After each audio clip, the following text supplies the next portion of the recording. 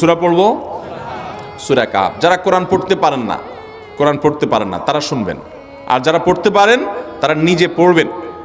সূরা কাহফ যদি জুমার দিন কেউ পড়ে, নবী করিম সাল্লাল্লাহু আলাইহি সাল্লাম বলেছেন এই সূরাটা তার জন্য নূর হবে, নূর, আলো আল্লাহর তরফ থেকে। কিয়ামতের ময়দানে ভয়াবহ গুটগুটে অন্ধকার হবে। কিয়ামতের একটা ভয়াবহ শাস্তি হলো অন্ধকারের শাস্তি। ভাইরা আমার, অন্ধকারের শাস্তি মানে এমন ভয়াবহ অন্ধকার হবে যে দুনিয়ার অন্ধকারের সাথে এর কোনো তুলনাযোগ্য নয়।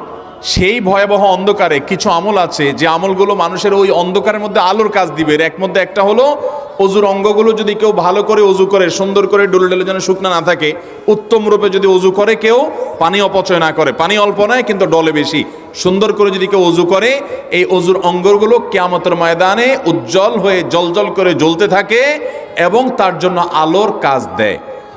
সবাই যখন অন্ধকারের আযাবের মধ্যে নিমজ্জিত থাকে, হাউতাশ করে, তখন এই ব্যক্তির এই আমলটা তার আলো ভূমিকা আসে।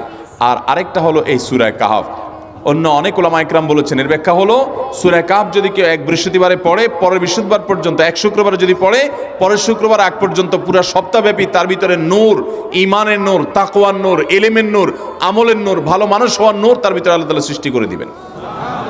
এই জন্য জুমার দিন সূরা কাহফ পড়বো তো ইনশাআল্লাহ।